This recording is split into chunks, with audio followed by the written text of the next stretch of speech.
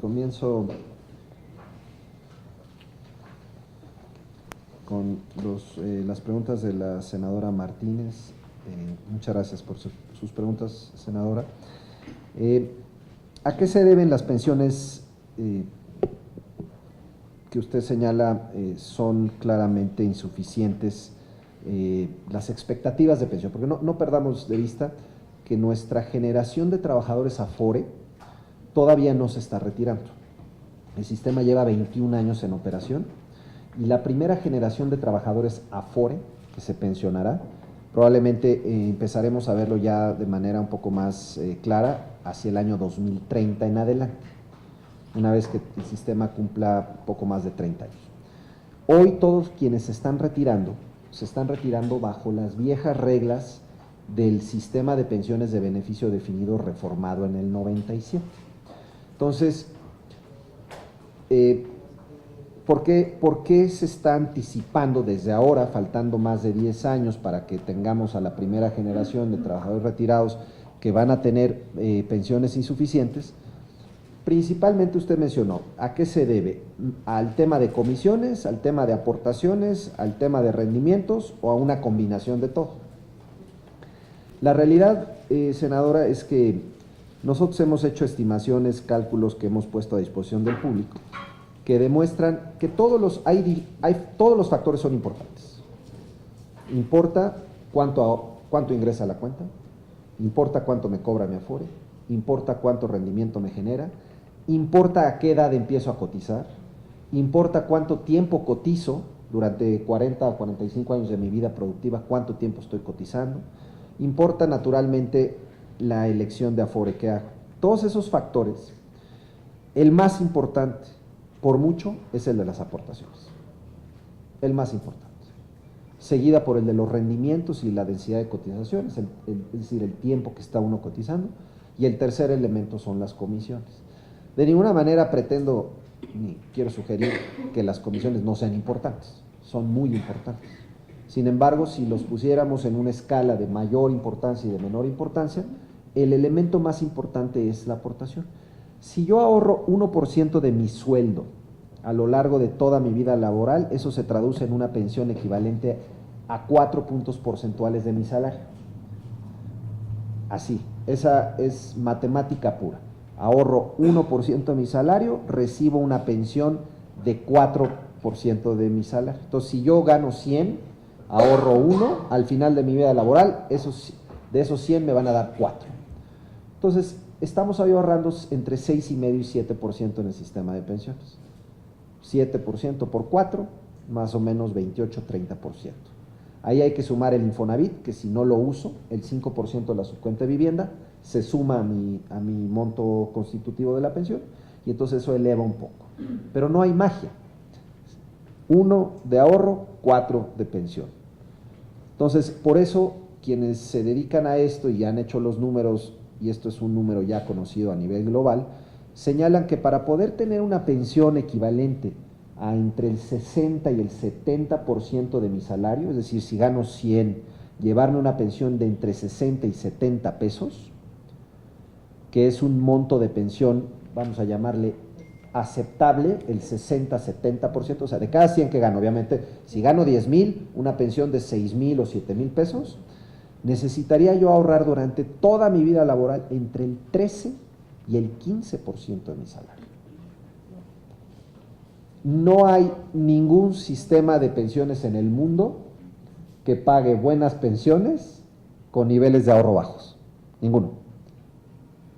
Y de hecho hay un estudio que publica anualmente una conocida empresa, Mercer, que hace un ranking, es decir, evalúa todos los sistemas de pensiones del mundo y los califica para ver quiénes son los mejores sistemas del mundo. Los mejores sistemas del mundo están, que son básicamente el sistema danés, el sistema holandés, el sistema australiano, está en esos niveles. Los montos de ahorro rondan entre el 15 y el 20% del salario. Entonces, es bien importante reiterar que en este tema de las pensiones, si no ahorramos lo suficiente, no hay manera de pagar pensiones altas. Ahora, eso no quiere decir que la realidad que ustedes han aludido de una situación económica en donde el ahorrador promedio, pues le cuesta trabajo ahorrar. Esa es una realidad que no podemos soslayar y está clara. Ahora, ¿qué se puede hacer para enfrentar esto? Por supuesto, hay que atajar cada uno de los temas. Hay que hacer algo para elevar el monto de las aportaciones de los trabajadores, vamos a llamar, que sí tienen una pequeña holgura. Hay que hacer más cosas para elevar los rendimientos de las AFORES a través de distintas medidas que existen y que están disponibles a la mano, pero hay que cambiar la ley. Hay que hacer más cosas para reducir las comisiones que cobran las AFORES. Se puede hacer, pero tenemos que reformar la ley. Hay que hacer más cosas para que los jóvenes entren desde temprana edad al sistema, pero tenemos que hacer cosas legalmente. Y algo muy importante, en los sistemas de pensiones tenemos que preocuparnos por la entrada y también por la salida. La entrada es nuestro sistema actual, es decir, todos los que cotizan al Seguro Social o al ISSSTE ingresan al mercado laboral, se les abre una cuenta de pensiones y empiezan a ahorrar. Y ahí van acumulando recursos. Pero ¿qué pasa cuando salen? ¿Qué pasa si un ahorrador no llega al monto suficiente que le permita gozar de una vida razonable y digna? ¿Qué han hecho otros países? Tienen lo que se conoce como un pilar pensionario no contributivo, es decir, una base, un colchón, una ayuda para las personas que no pudieron ahorrar, apoyarlos y darles algo que les permita sufragar sus gastos. Entonces, senadora, en resumen, mi respuesta simplemente quiere ilustrar que sus preocupaciones son claramente reales. Si seguimos como vamos, no vamos a pagar las pensiones que se requieren en el país y por tanto hay que tomar acciones. Se necesita hacer una reforma de ley del sistema de pensiones. Y esa reforma, hay un mapa, más allá de que por supuesto habrá ideas distintas para tomar esa ruta, pero hay un mapa ya trazado de lo que se puede hacer para fortalecer al sistema. Algo bien importante para aclarar, el viejo sistema de pensiones, ¿por qué pagaba mejores pensiones? Aquí también hay una discusión que a lo largo de los años ha generado cierta confusión. ¿El viejo sistema de pensiones pagaba mejores pensiones que el nuevo? Sí, no hay duda. La pregunta es ¿por qué? Y la respuesta es muy sencilla.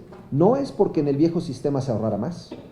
De hecho, se ahorraba menos de lo que se ahorra hoy, porque no estaba el famoso 2% del SAR que se creó en el año 92. La única razón por la que se pagaban mejores pensiones en el viejo sistema de pensiones era porque estaba subsidiado con impuestos generales, que pagamos todos. Ustedes próximamente van a recibir el paquete económico para el año 2018. Y en ese paquete económico vendrá las proyecciones macroeconómicas y vendrá cuánto va a ser la factura pensionaria del país durante el 2019. El año que está por concluir va a observar un gasto pensionario por más de 800,000 millones de pesos. ¿Por qué estamos gastando tanto en pensiones? Porque estamos pagando las pensiones de la generación anterior del viejo sistema de pensiones, pagándola con subsidio a través de impuestos generales. En el viejo sistema de pensiones no hay subsidio, o los subsidios son mucho más chiquitos y además están mucho más focalizados. Entonces, es injusto comparar el viejo sistema que estaba altamente subsidiado con impuestos generales pagados por todos, con el nuevo sistema que no tiene ese subsidio y que depende eminentemente de lo que se ahorra. Entonces, eso es bien importante señalar.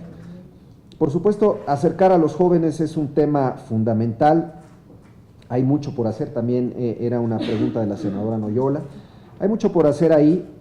Lo que hicimos esta administración, senadora, fue, ahora sí que, si no puedes con el enemigo, súmatele, ¿no? Los jóvenes están hoy inmersos en estas herramientas tecnológicas y esa es la forma en cómo creemos que podemos llegar a ellos.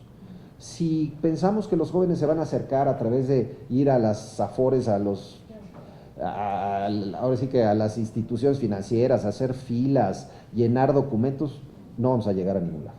Los jóvenes hoy por hoy, y esto además hay un estudio reciente que acaba de publicar el Banco Interamericano de Desarrollo, que describe perfectamente a la generación conocida como la de los millennials, y se hicieron estudios muy profundos en cada uno de los países y hay un capítulo dedicado a México. Y una de las cosas que sale en todo el estudio es: los jóvenes quieren tecnología para resolver los trámites gubernamentales y distintas cosas que los... Entonces, creamos Afore Móvil como la herramienta para acercar a los muchachos. Creemos que no hemos terminado la tarea, tenemos más de 1 millón de descargas en poco más de un año. Tenemos que hacer mucho más para difundir esta herramienta, porque a través de aquí, un trabajador independiente que no cotiza puede abrir una cuenta individual. Anteriormente, abrir una cuenta de Afore siendo independiente, que está permitido en la ley, era imposible. Había que ir a hacer una fila, ir a un lugar, llevar dinero en efectivo, nadie lo hacía. Le ponían 1000 trabas al trabajador. Hoy, a través del Afore Móvil, lo puede abrir desde su teléfono celular en exactamente 5 minutos. Y a eso, y los que ya tienen Afore pueden ahorrar, pueden abrirle cuentas a sus hijos. Abrimos las Afores para los niños, como una herramienta para darle a los muchachos jóvenes y a los papás un incentivo para generar educación financiera. Entonces, ese es el camino que seguimos. Hay muchas otras cosas que naturalmente hemos hecho y que quedan por hacer, pero yo destacaría esa. El ahorro voluntario, nada más permítame, no lo mencioné en la presentación, simplemente dar este dato. Al inicio de la administración, el ahorro voluntario en el sistema de pensiones acumulaba 15,000 millones de pesos. De un ahorro que al inicio de la administración era de 1.9 billones de pesos. O sea, menos del 1% de todo lo que está ahorrado en las Afores era ahorro voluntario. Y en 15 años se habían acumulado 15,000 millones, 1,000 millones por año. ¿Dónde vamos a cerrar el 2018? Vamos a cerrar con ahorro voluntario cercano poco más de 70,000 millones de pesos, 55,000 millones de ahorro voluntario más de como empezamos, lo que significa que hemos multiplicado por 10 el ahorro voluntario anual. En apenas 6 años logramos cuatriplicar el ahorro voluntario. ¿Y por qué ocurrió esto? No fue gratuito, ocurrió porque le simplificamos la vida a los ahorradores, le dimos más información. Aquí está la licenciada Mónica Mendoza, que es nuestra coordinadora de comunicación social y quien tuvo la idea de esta campaña que en su momento sonó mucho, de los 10 pesitos en mi Afore. Muy sonada, una de las campañas más recordadas por el público en general de una agencia gubernamental, o sea, provenientes de una agencia gubernamental, y eso ha ido generando, no quiero decir ni con mucho que hemos resuelto el problema, falta mucho por hacer, hay mucha difusión que todavía resta por hacer, pero el hecho de que haya crecido el ahorro voluntario, esta administración nos da una esperanza de que si se hacen bien las cosas, si se atiende el reto de acercar a los jóvenes, simplificarles la vida, generar incentivos para que ahorren, ir atajando este problema de la desconfianza que existe, innegablemente existe. Lo primero que nos dicen los ahorradores cuando vamos con ellos es: me van a robar el dinero, el gobierno se lo va a quedar, no me van a, en fin, no me van a dar el dinero por la X o Y razón. Esa idea, esa concepción está ahí, no la podemos negar y soslayar, pero tenemos que atacarla porque es falsa. Al trabajador se le entrega lo que acumula en su cuenta individual, y las experiencias que pudieron haber tenido en el pasado en cualquier circunstancia no son las de lo que está ocurriendo hoy en nuestro sistema, que a lo largo de 21 años no ha tenido ninguna fuga de ni un centavo del ahorro de los mexicanos. Paso a las preguntas, de la senadora Valdés. ¿Dormimos tranquilos con las Afores, senadora? Pues yo diría, coincido plenamente con su preocupación. No, de ninguna manera quiero decir que los mexicanos podamos estar tranquilos con nuestra situación pensionaria, no. La realidad es que hay mucho por hacer. Lo que quise decir es que quienes laboramos en la CONSAR, que reitero, somos 321 técnicos, mayoritariamente técnicos, hay muchos jóvenes, por cierto, en la CONSAR, y son servidores públicos realmente de excelencia, que se dedican todos los días a cuidar el ahorro de los mexicanos. O sea, lo que sí pueden estar seguros los mexicanos es de que sus 3.4 billones de pesos que tienen ahorrado hoy en las cuentas de Afore está seguro, está vigilado, que tenemos a las Afores bien vigiladitas y de que cuidamos de que los 900,000 patrones que ahorran, lo que les corresponde, pues ingrese ese dinero. ¿Qué hacer con los patrones que se quieren pasar de listos y no hacer las aportaciones que corresponden? No es una tarea de la CONSAR, es una tarea del IMSS y del ISSSTE, esa fiscalización. Pero sí hicimos algo para garantizar que el ahorrador tuviera más información. En su Afore móvil, usted descarga su aplicación y puede ver el dinero cómo entra. Y entonces uno puede saber si le están haciendo la deducción correspondiente del salario que gana. Y puede uno darse cuenta si hay una subdeclaración por parte del patrón. Bueno, ¿cómo hacemos para que se acerquen, generar confianza? Es una tarea de todos los días, senador. En esta administración, créame, le dedicamos mucho esfuerzo a la difusión. Hicimos un trabajo cotidiano de ir hacia donde están los trabajadores, ir a los centros de trabajo. Organizamos la Feria de las Afores, que cada año crece en importancia. Este año que concluye en agosto tuvimos la Feria de las Afores, la quinta Feria de las Afores. Recibimos más de 30,000 trabajadores. Hay hay avidez por información de parte de los mexicanos. Es decir, cada vez que vamos a una empresa, cada vez que nos plantamos en una plaza pública, cada vez que vamos a estar junto con los trabajadores, lo que nos damos cuenta es que los trabajadores quieren información. Nada más que sí, tenemos el reto de hacerla sencilla, legible para todos y darle, obviamente, mejor trato y condiciones de servicios mejores a todos. ¿Cuál es la mejor Afore? Muy fácil, la que paga mejores rendimientos y la que cobra menores comisiones. Y esa información, senadora, la publicamos nosotros en el estado de cuenta de los ahorradores, que reciben 3 veces el año. Ahí viene la tabla. Y se actualiza.